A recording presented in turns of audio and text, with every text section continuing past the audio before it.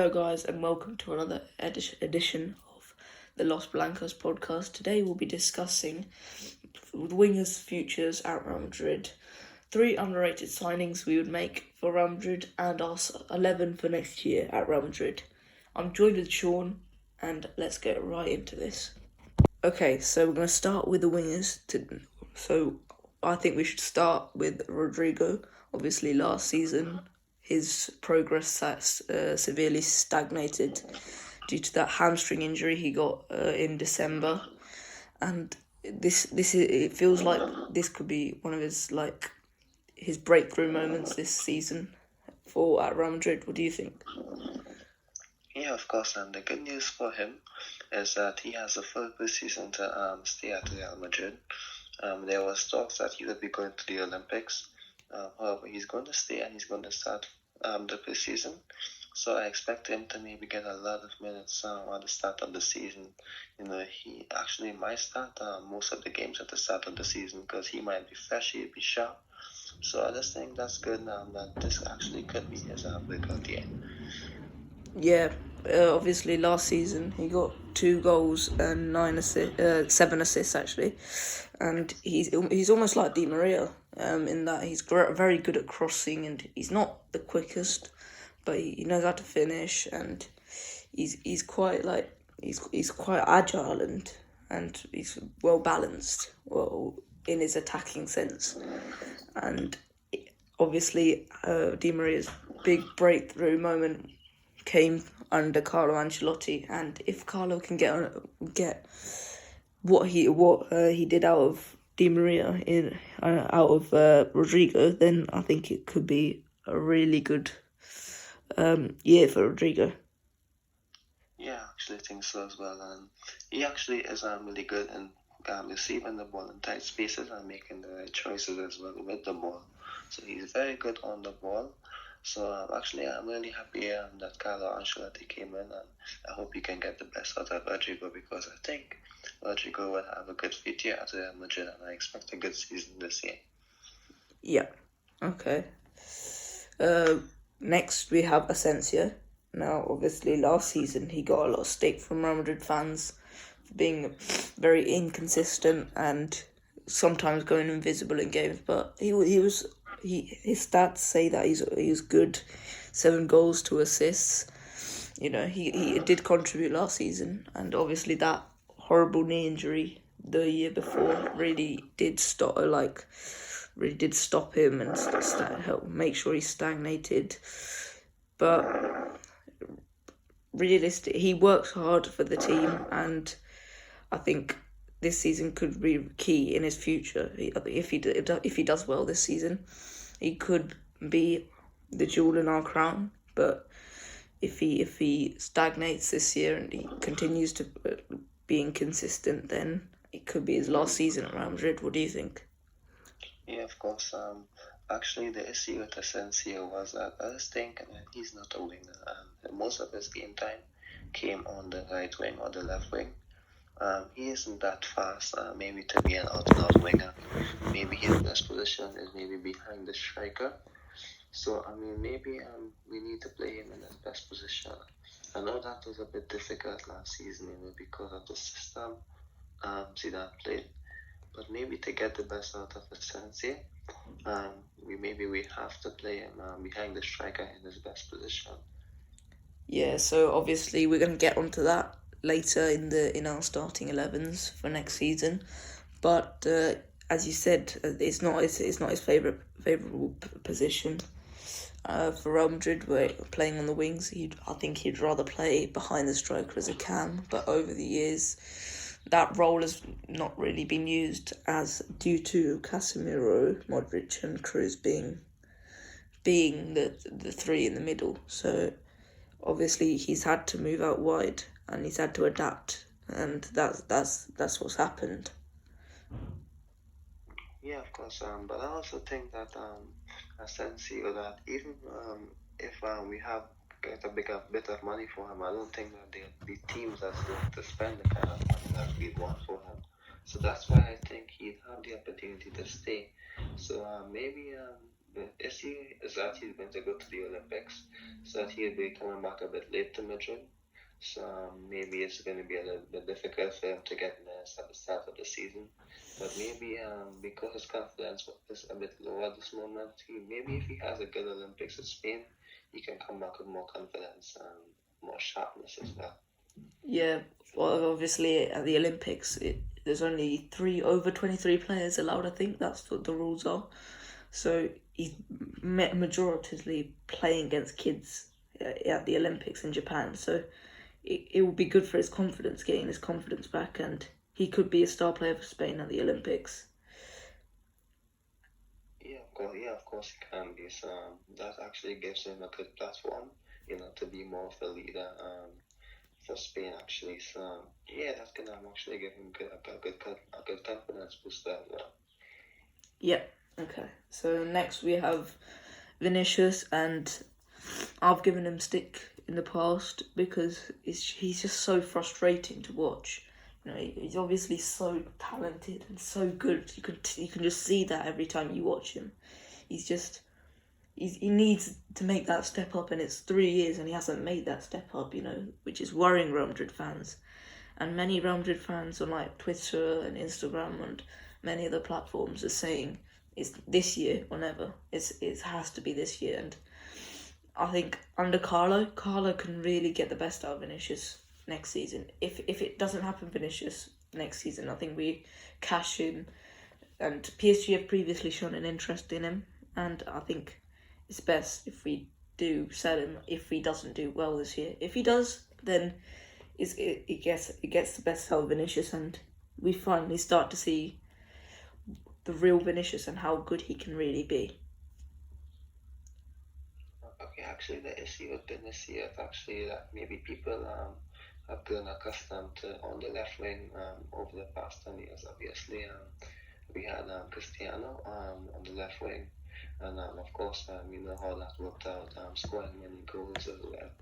I just think the fact that Vinicius came in the season immediately after he left, maybe started getting most of his minutes on the left wing. I just think that maybe we'll expect him to be maybe a bit more prolific as well. And yes, I get your point that maybe he is a bit frustrating to watch. He makes a bit of bad choices on the ball as well, and maybe he needs to improve his finishing. As I mean, you can't just expect him to maybe jump from A to C, because I just think he needs to like develop a bit as well, because he's not clear Mbappe. He's not going to automatically just receive like 100% finishing or 100% good decision making. I just think that maybe he needs like a coach like Carlo Ancelotti, like you said, to get the best out of him, to have faith in him. I just think that he's young, he needs time. You can't just expect every young player, to be like Kylian Mbappe with good decision making, good stats. But I do agree with you. Obviously, at Madrid there isn't any time, to lapse. There isn't any time to wait on players. It isn't ready. So I just think yes, he needs time because he's young. It isn't like he's 24. That's why I think we need to have more patience with him because he's still young. So he actually works really hard as well. He's determined to succeed. It's not like he's actually intrepid. He's going to give his best when he's on the field. Yeah, he's actually quite a talented player. Maybe he needs a bit of time as well. Obviously, in that first season, he was so mesmerising, and in that awful season for us, he was the only hope for us really that season. We saw how good he was against Barcelona, despite his finishing not being the greatest, and he showed us what he can do, what he can bring to Real Madrid in the following years, and he hasn't really improved much since then. A problem I see with Vinicius is he doesn't fit in with the rest of the group, really, because the rest of the group are they're a bit more slow, they're a bit more passive, they'll wait for the ball, they'll just knock it around, they're really good on the ball, and they're really technically gifted, and Vinicius is more hard-working, he's quick, he's on it, he's always, that might, I don't think that benefits him personally, obviously managers are going to want to train players in their own way, but Vinicius doesn't exactly fit what managers like Zidane have wanted in previous years, which is more of either a finisher or a finisher like Cristiano, or a silky dribbler and good on the ball player like Asensio, let's say. And Vinicius, I don't think fits the bill there, but he brings so much other in like pressing. He's shown he's a fantastic presser, but our system doesn't allow him to do that very well because it doesn't fit exactly. If he goes and presses, it leaves spaces, and I don't think we suit Vinicius very well, and we haven't adapted to Vinicius very well. Yeah, actually, with Vinicius, actually, I think he actually improved on that on the latter stages of the season. Because actually, I saw him actually like when he received the ball, he actually calmed down the play, he settled the game. He improved on that, but we can't expect him to be good at something that he maybe was not his style of play and good enough as a footballer.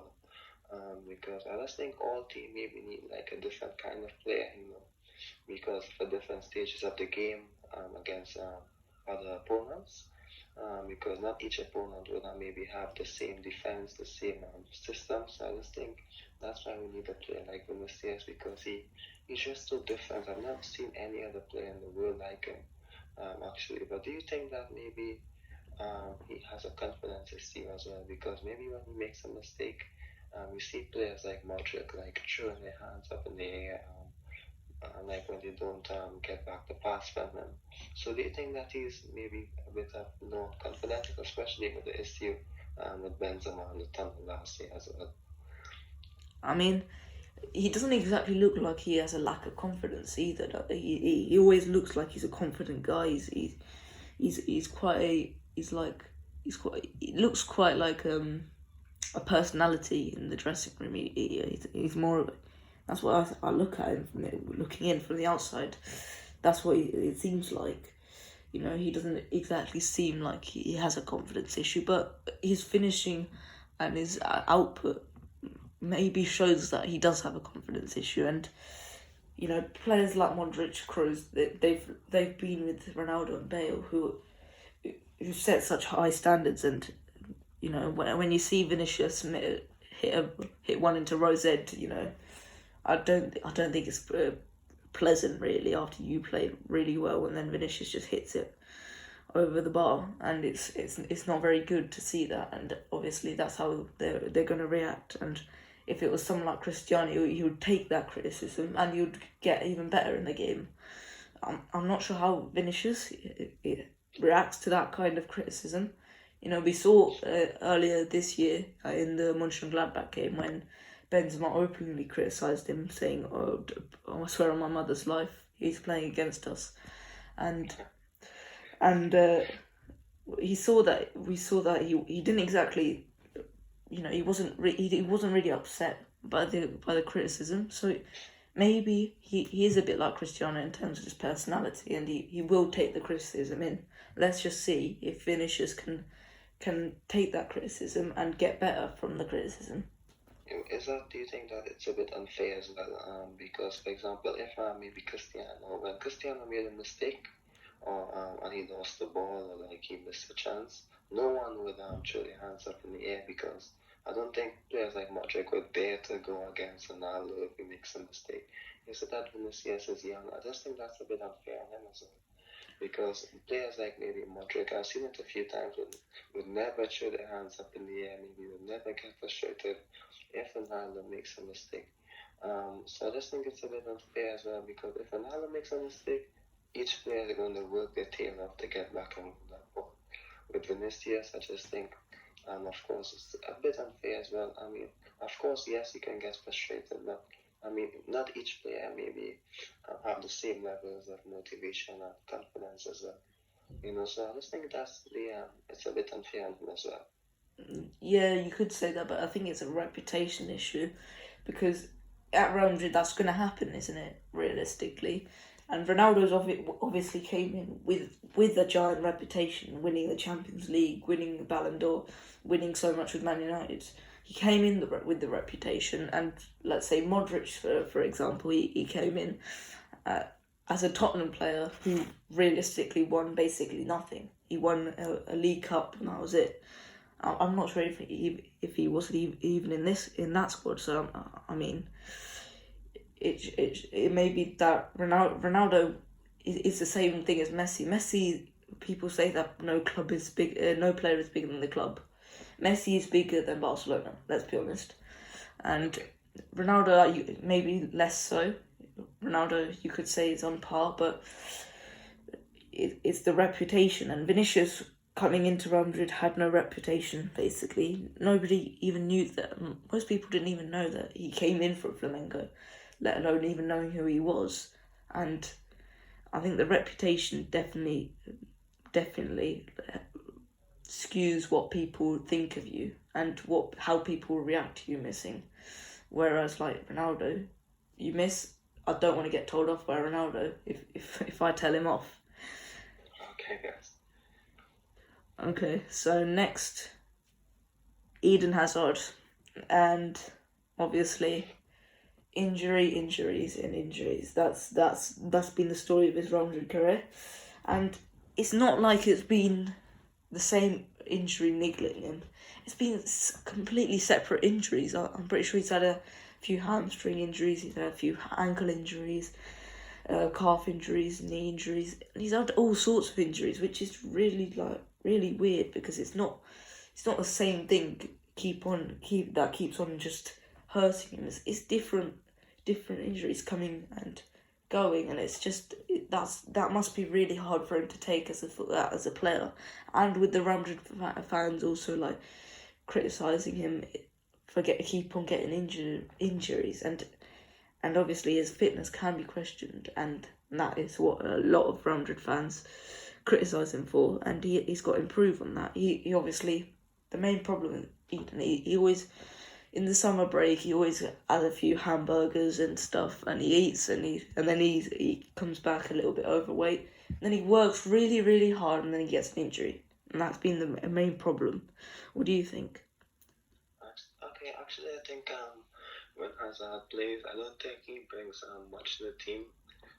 He has some nice touches as well, but I don't think like he brings much to the team other than the nice touches, and of course, that is because of the injuries. That is because he never gets maybe get into any kind of rhythm with the team.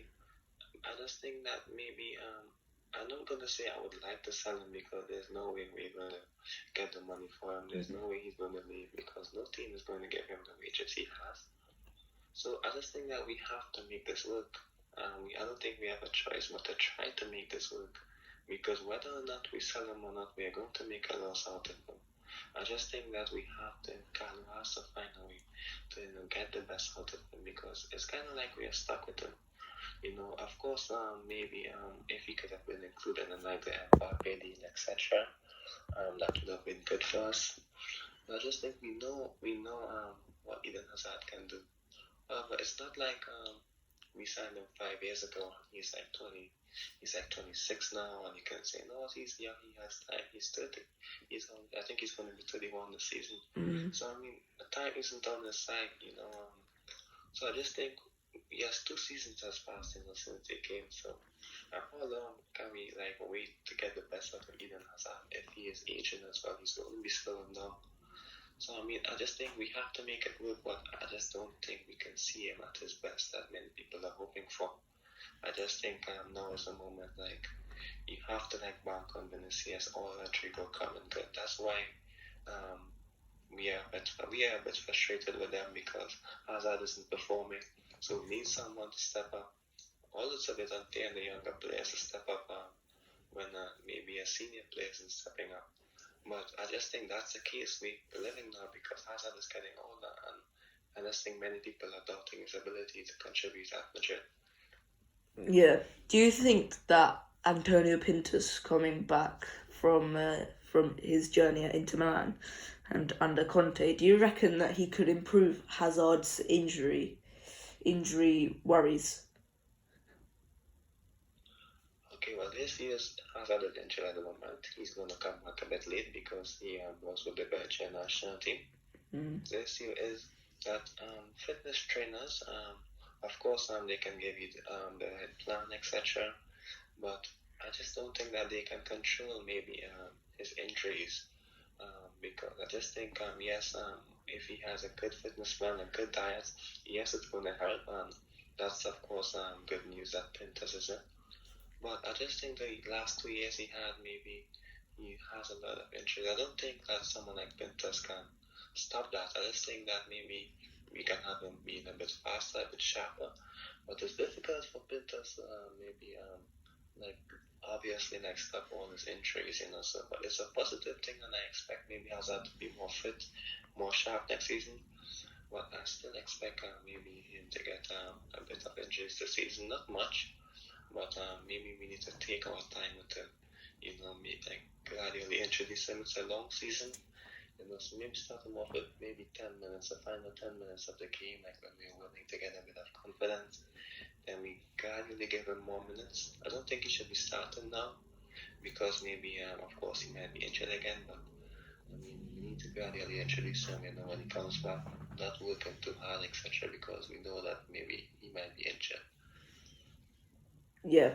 Okay, we're going to move on to Gareth Bale now, and obviously he comes back from his loan at Tottenham, which started off pretty badly, but in the end Tottenham got a really good output out of him, which was surprising because it looked like it was going to be a failure. But there was 16 goals and 9 assists in 20 games, which is fantastic output. And if we can get that output at Real Madrid, in his last year of his contract, might as well get the output rather than just let him rot on the bench.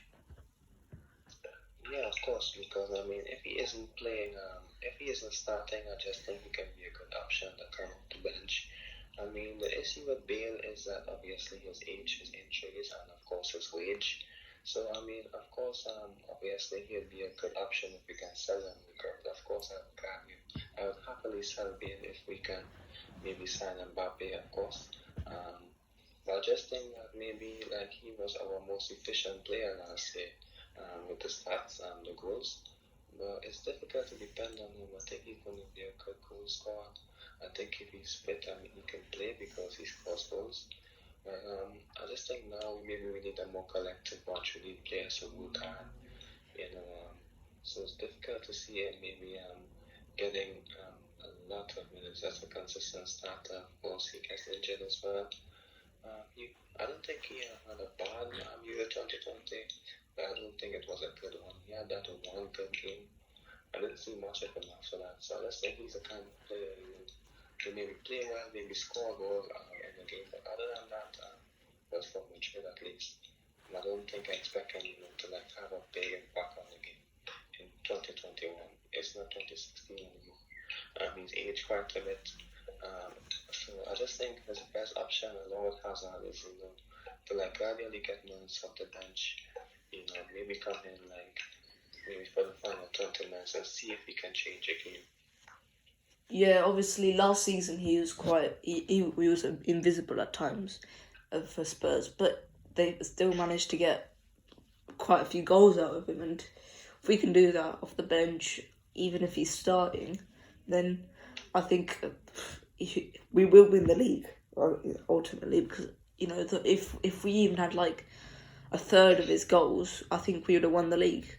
There's no doubt about that. And he takes a lot of shots and he scores a lot of goals, so I think Gareth coming back is not a bad thing. Obviously I would sell him if we had the opportunity, but no one's going to be facilitating his wage, and I don't think he's very keen to leave either, so I think there's only one option, and that's to get the best out of him in this last year. Yeah, actually, many people said that most of his goals last year came against lesser opponents. Yeah. However, it was against lesser opponents where we struggled last year. I don't think we played badly maybe against Barcelona or Atletico Madrid, but it's against the lesser opponents where we struggled. So maybe Bale coming in is a good thing because he gets the goals, so against like weaker opposition. So I think Bale coming in, actually will be a good thing for Madrid because against teams like Barcelona, that's when we need players like Vinicius or Odegaard or Rodrigo who is going to give you those legs as well. So just think that Bale coming in, he's going to get us a lot of goals, and we'd win those games we did last year. But I don't think it's fair for us to depend on him, because I don't think he wasn't that good in terms of his fitness as well last year.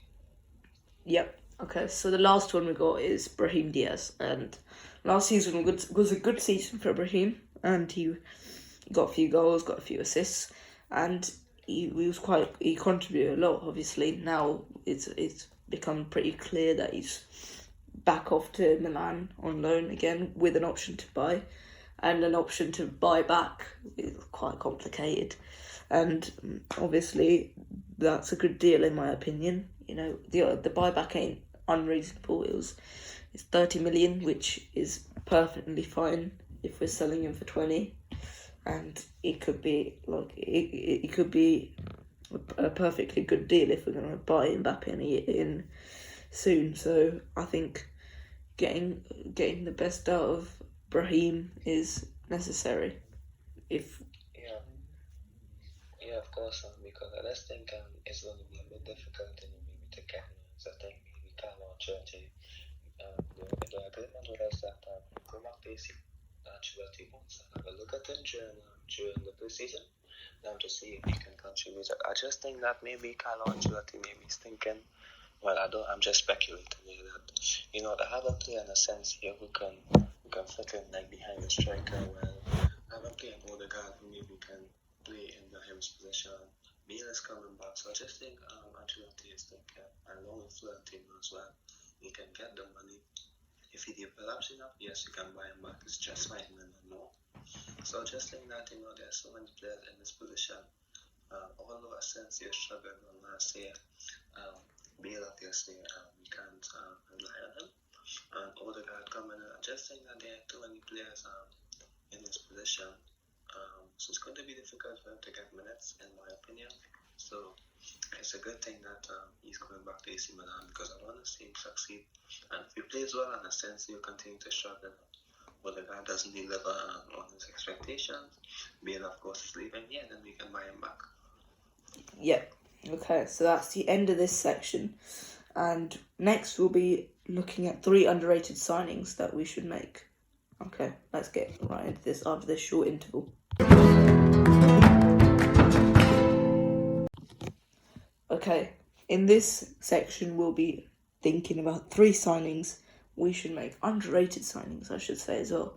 So not your average Mbappe's and your average Haalands and Koundés and Pau Torres. I'm talking about the little ones, the players that could contribute next season. Sorry? The smart buys. Yeah, the smart buys. And, I'm going to start with my first one, which is Gonzalo Montiel. And if you don't know who he is, he's a 24-year-old right back, and he plays for River Plate. Obviously, yesterday he had a stellar performance against Brazil in the Copa America final, and he played fantastic. In my opinion, he was man of the match, and he was fantastic. He was up and down the whole match, and he was so quick. He was so hard for the Brazilians to deal with. Have you ever heard of Gonzalo Montiel? Actually, I've seen him in maybe like scout reports. When I look at the Argentina lineup, I've seen him a few times, but I haven't seen him play. Of course, I know him as a player, but not as I've watched him play.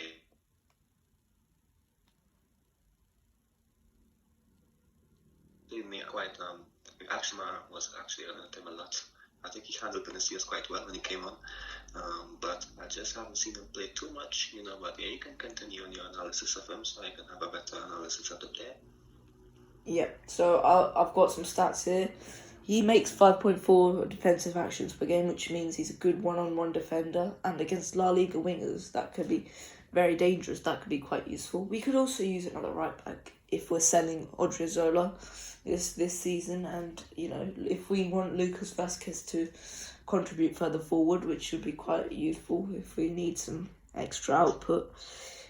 We could bring in Gonzalo Montiel. He would be a good understudy to Dani Carvajal. He also makes 1.1 key passes per game, which means he's quite incisive in his passes, and for Benzema that could be very nice, and could be quite lovely for him to just keep knocking them in. And he's got two assists this season for River Plate. Obviously, it's only at the halfway stage, I believe. Actually, I'm not sure if I don't think the Argentinian season works the same way as the Brazilian one. I think it might be the season might be finished. Do you know about that? No, actually, I'm not quite sure on I'm not too quite sure on that. I'll have to do a bit of more research on this year as well. I'm not too sure when the season goes. Yeah. But at that point, I just think it won't be a bad signing, because I'm not saying we are short on right backs, because I mean we have three at the moment. If you count Vasquez, and Nacho can make it four as well. Militao can play there. It makes it five. We've seen Zidane use Freddy as a fullback. But I just think, that Carvajal is maybe aging a bit. If we can maybe sign that player, who can be a full starter, maybe for the next 5 seasons.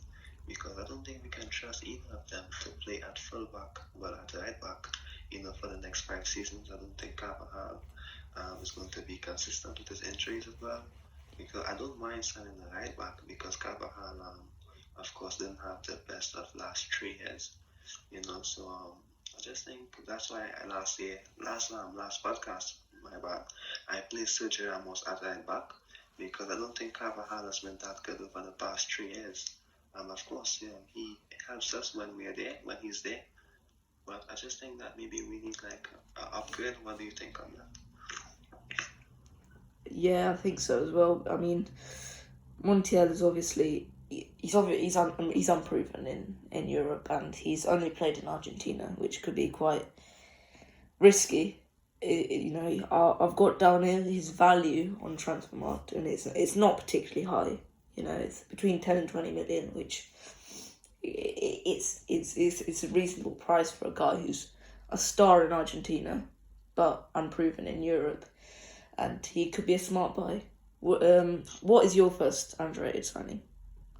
Yeah, of course. Well, I'm going to pick Renato Sanchez. Because with Sanchez, of course, like we discussed last week, yeah, and you actually agreed with me as well. 20 million, as reported, is the amount that Lille are willing to sell him for. So I just think that with Sanchez, I mean, if you looked at him against France, he completely helped Portugal. Portugal struggled a lot against Germany. And he won his place in the starting lineup because Fernando Santos realized that we need players, maybe who's strong on the goal, who can drive the ball forward. And that's what he actually brings to the team, maybe similar to Freddy, but I just think his control and his fitting in tight spaces, interchanging is a bit better than Freddy. But I just think now is the time maybe we need more energetic midfielders, maybe to complement Modric or complement Toni Kroos. So I just think Renato Sanchez can fit in well. Of course, we know he struggled in England, he struggled in Germany, but he's still young. I mean, we don't want to maybe stunt his progress by lack of game time. But if it's a midfielder that we should sign, of course, I don't think we need another superstar. Pogba, because we're going to sign Mbappe. Pogba likes to play maybe left hand side. Mbappe likes to play the left hand side. So Pogba and Mbappe would hinder us. I think Camavinga maybe might need the next 3 years of more consistent game time before we sign him. So I just think Sanchez would be a perfect signing for us. Yeah. Do you think that Sanchez is ready to make that step up again? After that catastrophic seasons at Bayern, it wasn't great for him, and it wasn't a great look for Bayern either. Do you reckon he's ready for that big move again? I think what he needs now is maybe more consistent game time, because the issue with Sanchez was that I don't think he was starting much at Bayern Munich. I don't think he was a flop at Bayern Munich, like many people said. He just didn't get the game time. But that's because they had Thiago and they had other talented midfielders in this position. But when he went to Swansea, maybe his confidence maybe was a bit low. I'm just speculating. Maybe the system wasn't right for him. I just think at Madrid he's gonna play against teams like Barcelona, where he can show his full potential with his work rate and his energy, and against lesser teams, I think when he plays as well, he's gonna do well. So I just think that of course he's not gonna start. Maybe it can hinder him a bit, but I think if he gets the opportunity, I think he can do well. Yeah, I think he could provide a different option for Real Madrid. In actuality, obviously this season we've obviously had to play Modric, Kroos, Casemiro the whole season basically, with Fede not really being in the squad for a long periods of the season with injuries. And Renato Sanchez, obviously in the game against Chelsea we were overrun in the middle by Kante and Jorginho, and if Kante is obviously a fantastic player, and he's got limitless energy. So, but we can combat that with Renato Sanchez and Fede, and it would provide us a different alternative in Europe, which could be quite helpful. Yeah, of course, because if you looked at the game last year against Chelsea, I just think that we were outplayed so bad against Chelsea. Mount and Havertz and Kante, was all over us. A player like Sanchez could definitely help us dominate games. Because I was saying that he destroyed Kante against France and Portugal played them, but I just think he contained them a lot.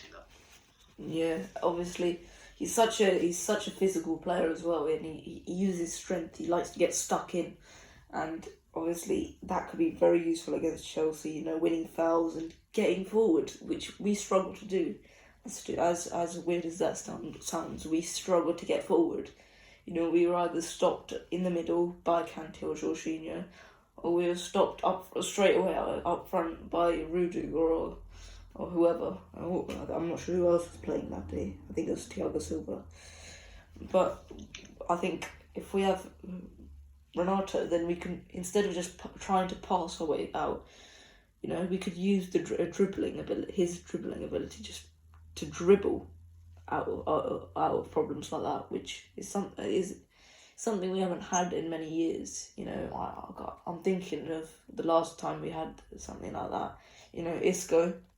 In early years, Isco, definitely. Actually, Modric can do that quite a bit, of course, but we can't expect him, to do all the work at 25, 26. Yeah, Modric just found that a bit harder recently, obviously. It's not going to be as easy when you're at 35, is it? But, early year Modric, that was one of his main attributes. And Renato can really help us in that way. Yeah, of course, I think so as well. I have to 100% agree with your point. Yep, okay, so now we're going to move on to my second one. And I've gone for Pedro Goncalves of Sporting. 23 goals, 3 assists, the season of his life so far. Obviously rejected by Wolverhampton Wanderers, I think it was 2 years ago, while they're in the Championship, and he was sent to Famalicão, I think I've pronounced that right, in Portugal. And he was bought by Sporting this year, in an ambitious year for Sporting. They've obviously not had the best of times over the last 20 years. They haven't won the league since Ronaldo was there, so it's not been the easiest of years for Sporting, and it's been quite ambitious from Sporting this year. But Pedro Goncalves has been key to their league title success. 23 goals in a season as a right winger. He's not a striker, Pedro Goncalves, and if we could get some contribution out of him at the right wing, and if we could put like Asensio behind Benzema instead of playing him out wide, and as you'll see later in my formation and my squad, Goncalves would suit this. Have you heard of Pedro Goncalves? Yeah, of course. When Bruno Fernandes left, I think he was a player who came in and helped Sporting, contribute to goals, etc. Any midfielder, that contribute to goals, of course, is going to be a welcome addition to Madrid. So I just think, yeah, he'd be a good signing, but maybe Sporting, it may not be an underrated signing because maybe, do you think that Sporting might demand like maybe 40 to 60 million for him? I think they'll demand even more than that, because obviously the previous player they had, it was Bruno Fernandes, and they only demanded 55 million. And now I think they know. I think we could demand a bit more than that, and I think they could be asking for upwards of 80 million this summer, which is way too much. But 40 million I think is a very fair price for him. 40 to 60. After the season he's had, I think it's a very fair price. If we can get another Bruno Fernandes, a guy who a goal scoring midfielder, a guy who can definitely contribute, a leader. I think after Ramos leaves, he's not exactly a bad leader replacement, is he? Yeah, that's a good idea. But I mean, actually, I just think that you hit the nail right on the head as well. After 100% agree with you. Yeah. Who have you got as your second signing? Okay, actually, this is a signing, to assist one of our players. Andre Lunin as our backup goalkeeper. I mean, he's not going to play much, so I think that we should send him on loan, sign a backup goalkeeper, and I think that goalkeeper should be Paulo Gazaniga. Yeah. Because it's not just for Gazaniga, it's for Lunin, because we need him to, get minutes, because as a goalkeeper, you need minutes to develop. So I just think if we can get, backup goalkeeper Gazaniga, he's unattached at this time. Yeah. So I just think if we can get a backup goalkeeper he played for Tottenham, he played for the Argentinian national team. If we can sign a player like Gazaniga to back up Courtois, that gives our young goalkeepers, the chance to go out on loan, and even if Courtois is still good in 5 years and they can't break into the team, maybe we can get a good course out of them, if they're playing elsewhere. Like Altuve went on loan. We have 2 young Castilla goalkeepers as well. I am not for the idea of our Castilla goalkeepers being backup because that's going to stunt their development. So I mean, signing a player like Gazaniga, I think he will accept being a backup goalie, just like Errol did in the season where we won the league. So I just think when he comes in, he actually is not the best at goalkeepers. He's a decent goalkeeper, a decent backup, but we don't need a top goalkeeper to back up Courtois. So we need a player that we can trust him a bit. He speaks Spanish, so I just think he's going to fit in well, and it allows players like Lunin, to get minutes away because he needs minutes to develop. Yeah, when I was compiling my 3, I was thinking about a backup goalkeeper. I just couldn't think of one. You speaking of Gazaniga, he's obviously, I've seen him live for Tottenham, and he's a very good goalkeeper. Surprisingly, Tottenham, haven't used him that much. But when Lloris was injured for a bit after that wrist injury, I think he got against Brighton. Gazaniga really did well, and he was quite a good penalty saver, which, as a backup, as a cup goalkeeper, that could be quite useful, having a penalty saver as backup. That'd be quite nice. Against smaller sides, I think that could be quite useful to have him as. But do you think he would accept 400 being a backup over being a starter for a lower Premier League side? Bearing in mind that wages aren't going to be too much different in that way, because he's a backup for 400 and a starter for a lower Premier League side. Okay, what I see was that Gazaniga is according to what he wants, because of course I don't think he's going to be a starter in another Premier League side. I don't think that they might bank on him, being a starter because he didn't play much in the last 2 years. So I just think he will accept that backup goalkeeper option because he was third choice goalkeeper at Spurs last year, which was a bit unfair on him. So I just think that being the backup, he knows he's going to get minutes in the cup. Because I just think if Lunin was the goalkeeper to get those minutes, of course last year Lunin, he played well, but he was a bit nervous at times in the one game he played, which is understandable because of his lack of game time. I just think, Carlo Ancelotti maybe might trust Gazaniga to get more of the cup minutes maybe Dan Noonan, but I guess Noonan is talented, but I want him to go out on loan, like I said.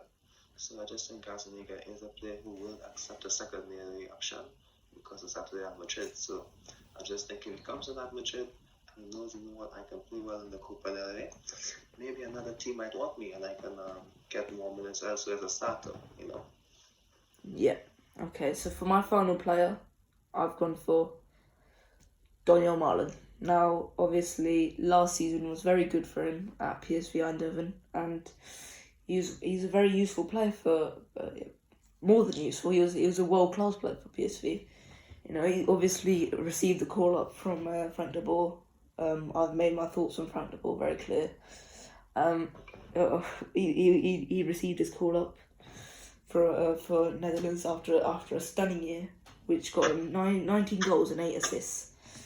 Bearing in mind it was the Eredivisie, but he was very good there, and he is now full Dutch and international, which international experience. Nothing to pass up on. What do you think about Daniel Marlon? Yeah, actually, I've seen him play. Of course, I think he's going to Dortmund as well. Did he go to Dortmund? Yeah, he hasn't accepted. They've made an offer, but they haven't negotiated. Like, they haven't negotiated contracts, so it's not fully done. But it's very likely. It's looking likely that he's going to Dortmund at this time. But if he does go to Real Madrid and Real Madrid puts an offer in, the only thing Dortmund have over us is that he will get game time at Dortmund. Yeah, of course, and of course he's a good finisher as well. So I just think Marlon coming in, he was going to assist Benzema getting the goals, etc. But do you think that we have too many attacking players that hasn't even sorted out their future as well? So do you think it's maybe a bit difficult to add him in as well? I mean, listen, with my formation later, as I spoke about as well, it suits him as well. I mean, he's more of he drifts wide as a forward, which is why he's got 8 assists. He drifts wide and he finds pockets of space out wide, and he waits for the wingers or the midfielders to make the run into the box for him to swing across in, and that's what he's very good at. And I think, obviously, we've got tons of wingers. We got many wingers, and that's not the best of situations. But let's be honest, they're not all better than him. Realistically, there's only that all of them could be better than him, but right now, after last season, none of them are realistically better than him. None of them had as good of a campaign as him last season.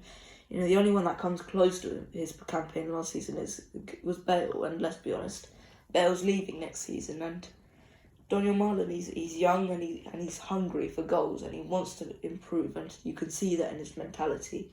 When he came on for the Netherlands, he was hunting down the defenders as soon as he came on. Obviously Netherlands didn't play exactly well in the Euros, but he was hungry for the defenders and he wanted to get right at them, and it was quite fun to watch him. What do you think about Daniel Marlon? Yeah, of course. I just think that if he can deliver at Madrid, I think he'd be a good signing. But not every player that comes into Madrid, will get the rhythm, get the minutes. But of course, maybe if he was there last year in the team, with the team struggling, I just think if he had the opportunity, he may have scored some goals for us. So I just think he'd be a good signing. But of course, I think if you see some of my posts on Instagram as well, you see that I have a lot of faith in maybe Vinicius or Rodrigo developing, or Diaz developing. Yeah. So I just think because of that, because of maybe being a bit biased, because I love these players so much, because I've seen them play for Madrid, and of course I look at Madrid games each week. So maybe I might be a bit biased for maybe Vinicius and Rodrigo and 1 minute from them. But given the information he just gave to me, how he gives us goals, etc., you can't turn that down if it's for a good cause. Yep. Okay, who have you gone for your third and last signing? Okay, I've actually gone for Patrick Schick. Yeah. Well, many people after the Euros have been speaking a lot about him. But I just think that maybe if I don't think Mariano is good enough, first of all, to be a backup striker. I do apologize. Jovic, Jovic is actually a technical one because Jovic had that one good season, and then he came in at Madrid. It's difficult to see. Of course, I want to see him succeed at Madrid, but of course, if Jovic doesn't succeed, if we get the money for Jovic, of course, Patrick Schick isn't a bad option, because Patrick Schick isn't like a pure number 9. That's the issue. Jovic is a pure number 9, and he wouldn't get minutes out wide. Benzema is our number 9, so it's difficult to see Jovic getting minutes over Benzema as well. Schick is a bit more versatile, and he can play in the number 9 position as well. So that's going to work in his favor. So that's why I think our backup striker, should be someone who's versatile, should be someone who can get minutes elsewhere, because when Benzema comes in, when Benzema plays, it's difficult to, if we're losing a game to or drawing a game to substitute Benzema. Benzema has to stay on the field, so I just think someone like Schick coming in, he's a bit more versatile, so that's also going to benefit us as well, in my opinion, because he's a bit more versatile. Yeah, and also I think with Patrick Schick, you can see how good he is. Technically, he's tall. He's really tall, actually. I think he's 6'4", and he's giant. His dribbling ability is fantastic. His finishing ability is fantastic. His first touch is fantastic. His off the ball movement is fantastic. It's just the only problem with Schick is he's quite inconsistent, and we saw over the last few years at Leverkusen and at Roma and at Sampdoria and at Leipzig, he was quite inconsistent. But also, with Patrick Schick, I could see him getting the best out of, let's say, Vinicius, because obviously at Leipzig, Julian Nagelsmann played him alongside Timo Werner, and he used Schick to bounce off for Werner to just make some runs, and it was deadly for Leipzig that season, and it's what Werner the move to Chelsea. Obviously, that hasn't gone so well, but it shows that he can play as the guy as the set, not the main man, but the guy for other people to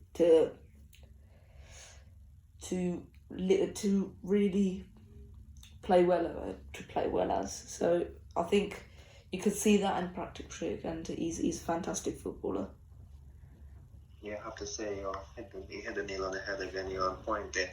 And also, because he is a bit more versatile, and you can say that he can get the best out of Vinicius, etc. He's such a team player.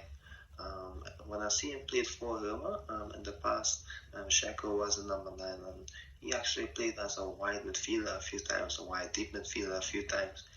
So I just think that versatility, he'll be getting a lot of minutes. So just in case Benzema maybe need to spend 4 games on the sideline, he maybe have game time, he'd have sharpness, to come in as a number 9, because if Jovic isn't playing, then it's difficult for him to come in after 4 games or after 5 minutes off the bench, to make an impact. So, maybe a player like Schick, he can do as well. And I have to say, I agree with your points as well. Yeah, so that's the end of this section.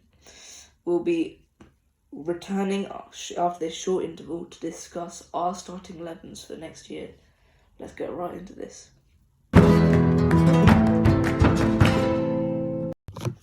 Okay, in this last section, we'll be discussing our starting 11s throughout the season for Real Madrid.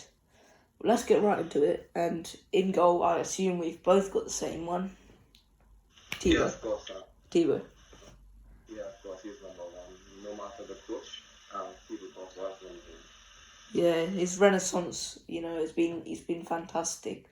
This year, last year, obviously started off really poorly, and he was terrible. Realistically, he was terrible, and last year he's absolutely fantastic. This year he was absolutely fantastic. So no questions there.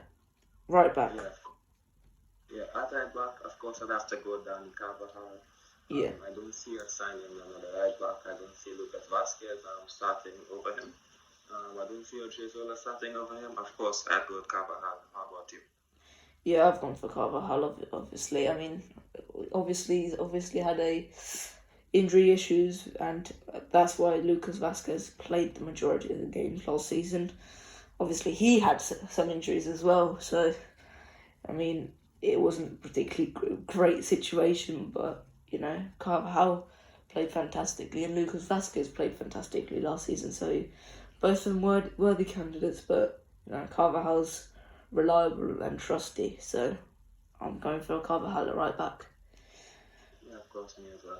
Okay, right centre back. Who are you going for? And I said with Militao because I think Rafael isn't staying with us. So I think we have to go with Militao as our centre back there. He showed that he can play well in that position. When he partnered Nacho, I think he was that aggressive centre back, just like similar to Sergio Ramos. When I get into the next centre back, you see why I choose Militao, over Nacho. So I'd go with Militao. Yeah, I've gone for Militao as well. Obviously, at the back end of last season, it was simply sensational. He was top 3 defenders in the world at the back end of last season. He I don't know what do you think happened to Militao? Like, it's not something that can happen overnight from him just turning into from an average defender into like the world class defender he just turned into overnight. Okay, well, I think that when he came in, it was against the game against Liverpool. And Sergio Ramos and Varane obviously is our 2 first choice centre backs. Then I think Militao was a 3rd, and sometimes Nacho may be the 3rd. And last season, Nacho actually was a 3rd choice centre back until that Liverpool game. But when I think it was Sergio Ramos was injured, and Rafael Varane and Nacho was expected to be the starters for that game against Liverpool. Varane got COVID and Militao came in. I just think that it gave Militao so much confidence to be one of the leading centre backs alongside Nacho, because I don't think he'd have the opportunity to do that if Sergio Ramos was his partner or Varane was his partner alongside Nacho. I just think he maybe was a bit more confident. He could have played his normal game, without trying to fit into what Ramos does with what Varane does. So I just think if you look at that Liverpool game, it was similar to how he played with Porto in the Champions League before he signed for us. He had that opportunity to be one of the leading centre-backs alongside Nacho. Yeah, so we're going to continue this discussion. Who'd you get left centre-back? Yeah, I went with Alaba because of Militao, he's such an aggressive player. Similar to Sergio Ramos with his aggression and coming into midfield to make those tackles and, going out wide to cover for the full-backs. Alaba is a bit more conservative. He would, he's not going to be that aggressive centre back, So I just think we need of course Alaba is going to start either way, whoever is his partner.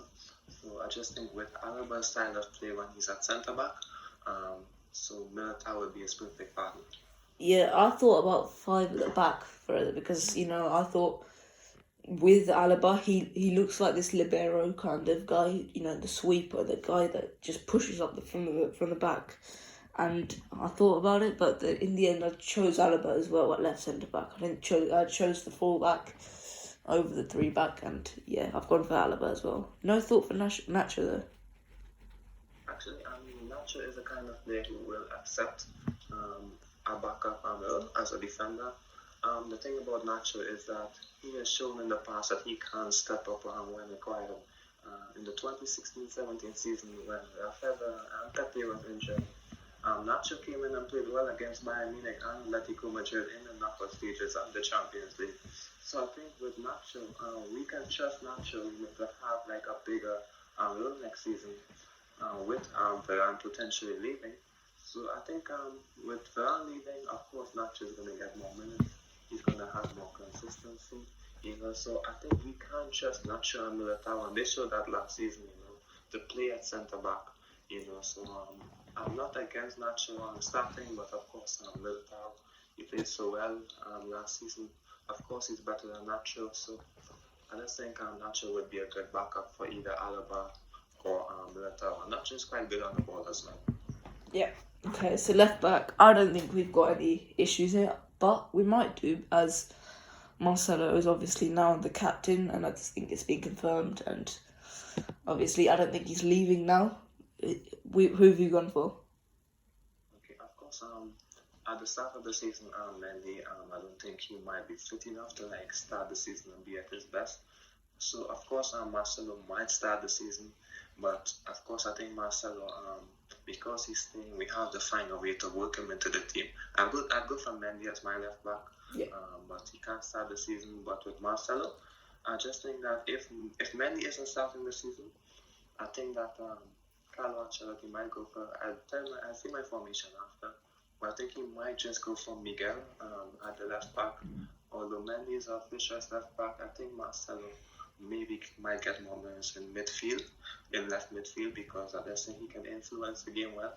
Because I've seen reports that he's actually a bit fast and a bit fitter this season. So I mean, maybe Carlo Ancelotti might utilize him maybe as the left center midfielder, left midfielder, not as a winger, but like a deeper midfielder. So I just think that Miguel might start the season. If Mendy's injured and Marcelo can play a bit further up the pitch, because Miguel actually has shown that he can be trusted. But as our first choice left back for the entire season, I'll have to go for Mendy. Yeah, I've gone for Mendy as well. So I think now's an appropriate time to ask, what formation have you gone for? Okay, well, actually, we'll go for the 4-2-3-1 formation. Yeah. And I will tell you why when I move on to the other players. So what formation did you go for? I've gone for the 4-1-2-1-2. Okay. That's a bit fair as well. Okay, so you got the 4-2-3-1. So I think we'll do the two CDMs first in your team. I've gone for the two central midfielders. I'm going to say two of them immediately. Yeah. I'm going to go for Toni Kroos and Casemiro. Yeah. Because I don't think Luka Modric showed last year that he can be a bit more efficient, like higher up the pitch, to impact games in the latter stages of the season. We've seen Modric doing a lot of work high up the pitch. So I don't think, yes, he can play deep, but then I think Toni Kroos and Luka Modric could be our two centre midfielders. Yeah. For the CDM, I've gone for Casemiro, obviously. I'm playing 4-1-2-1-2. So I've got two centre mids after this, and then one cam, and then two strikers. So I've gone for Casemiro and DM. I don't think there's any deliberation there. Top three CDMs in the world, in my opinion. I think only like Kimmich and Kante are around the debate with him. So yeah, CDM, Casemiro. But actually, I went with the two in the midfield because if I'm looking at the reports, because I think Carlo Ancelotti said that he'd like to have faith in Blancos for next season. He trusts them, to get minutes. So I think that of course we've been so dependent on Casemiro, for the past, since he came in terms of winning the ball, etc. Out of position, in position, Casemiro is important for us. So I just think that maybe Carlo Ancelotti maybe wants to use that double pivot. So if Casemiro isn't available, Blanco can step in, and Blanco's best position, is in a pivot. And I just think, with Kroos and Casemiro in midfield, we have that one person who's good on the ball. He's going to dictate pace. Casemiro can operate maybe as a box-to-box midfielder. So I just think that that's going to help Madrid as well. I think Carlo Ancelotti might go for two in the midfield. I've thought about 4-4-2, but I just think, with the wing options we have, I think he might go 4-2-3-1. Yeah. So you've gone for 4-2-3. So you need to do. Have you got a central centre mid? Let's do that first. Of course. As in my centre attacking midfielder. Yes. So your centre, the middle, who's right in the middle of the team. Okay. Of course. Because I think Modric is getting a little bit older. And I just think he's so good at attacking now. It's between him and Odegaard in that central attacking midfield. I think maybe Modric might be the player because he's getting a bit older. Of course, he's going to start. Odegaard isn't going to start all the games unless you're going to shift him out to the right and let Modric play down to the middle. But I just think that maybe Odegaard and Modric might interchange. But I just think that now Odegaard is more of a natural centre attacking midfielder than Modric. But I expect Modric to play a lot of games. I expect him to come in, But however, I can't go for Odegaard on the right of the midfield and put Modric in the centre. But for the start of the season, the first game, I'd have to go for Odegaard. Yep. So on the right centre mid for me, I've gone for Fede. Obviously, Fede's obviously been injured last season and it wasn't the greatest season for him. You know, he was fantastic whenever he played, but he didn't play much. So I think this season could be redemption, and he's going to get. He's a fantastic player. You can just see that, and he complements the other two perfectly. In that he's lung busting. He just keeps on running, and if Modric and Tony struggle to track back, you've always got Fede just keep on running the whole way through the game. Of course. Yeah, of course. And also, I think Fede can also fit into my system as well. And, he can also play in an active midfield. But I just think, the game has evolved so much. I'm not against the idea of, maybe Casemiro and Fede in midfield. I'm not going to say I'm going to drop Toni Kroos, but maybe in some games, when we're closing off games, or maybe in some games, when Tony can always come on and make that final pass. I just think Fede and Casemiro can be a good duo in midfield. If you look at how Brazil plays, Casemiro plays in a pivot, with Fed sometimes, or sometimes with Fabinho. So I just think a player like Fede can complement Casemiro in that 4-2-3-1. Likewise, Toni Kroos, etc. So there's a lot of options in this field. Yeah. Left centre mid, I've got Tony. So obviously, I think Fede has to start because it's now or never that we've got to start implementing these young players in. At some point, we're going to have to do this. And it's better if we do them from a young age, just like Barcelona are doing them right now. They're putting Pedri in week in, week out. I don't think that's the right way to do it. But they're putting Pedri in, week out at age of 18. And they're going to do that with Ansu Fati as well, next season as well. So I think we need to start, maybe not to the extent that they're doing it, in that they're doing it as soon as they're ready to play for the senior team. But I think, as soon as they hit the early 20s, so like 21, 22, I think it's time to start playing them a bit more. Okay. Well, the good thing about players like Pedri playing all these minutes is that they get so much experience. And I think they get so much confidence, so that when they get a bit older, like 21, 22, you can see that confidence like shining through them. So like for example, a player like Odegaard who's 22 and he's maybe still trying to find his best as well. Yeah. I just think Pedri has that better platform because of his age, and Odegaard wasn't a starter at Madrid. Pedri has been a starter. So it's going to be, so now Odegaard has to come and play. I'm just giving an example, they're not in the same position. But, players like Odegaard, who's 22, I think at Madrid, like you said, we haven't been letting these young players start. And of course, that's because of the excellence of Tony and Luka.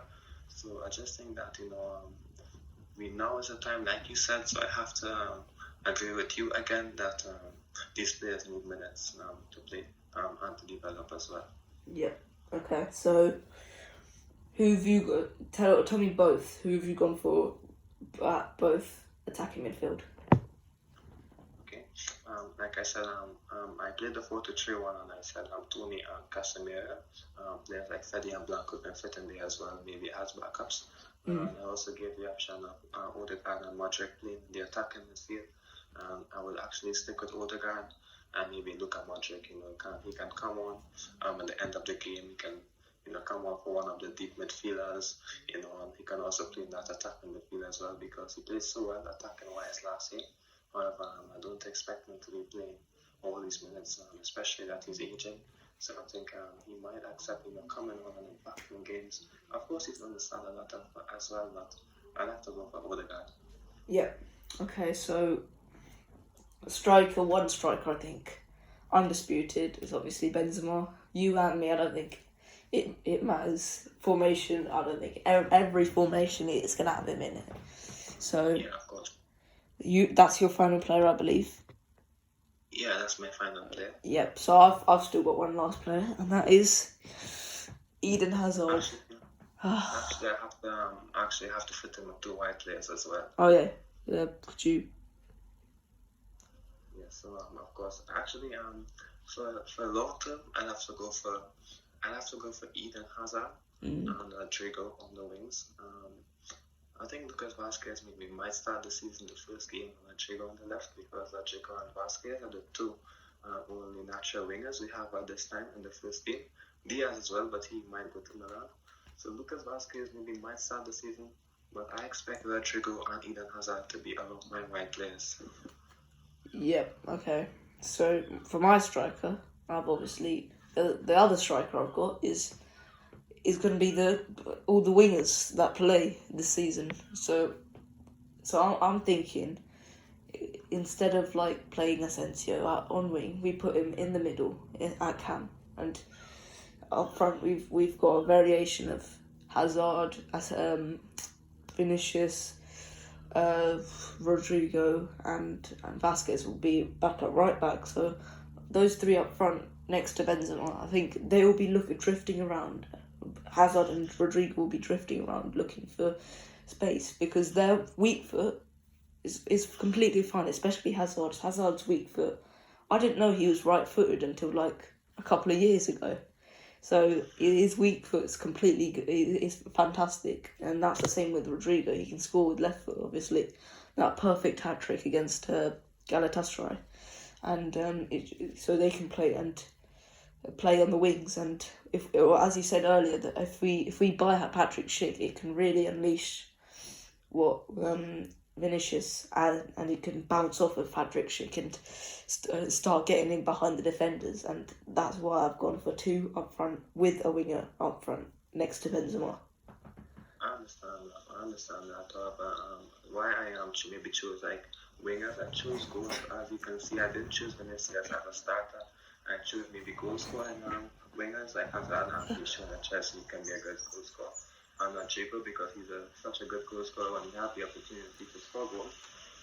Benzema and stuff, and I chose Odegaard in centre attacking midfield, because I just think that with Odegaard, that could maybe unlock the best out of Benzema, like be more of a number 9, kind of relieve him of his duties, to be more of that player to drop into kind of assist the wingers. I just think if you can have a player like Hazard and Odegaard who can do all the positioning to create chances, I think that's going to open the door for Rodrigo and open the door for Benzema to score goals as well. Yep. Okay. I believe that is the end of the podcast. Thank you for joining me for another week.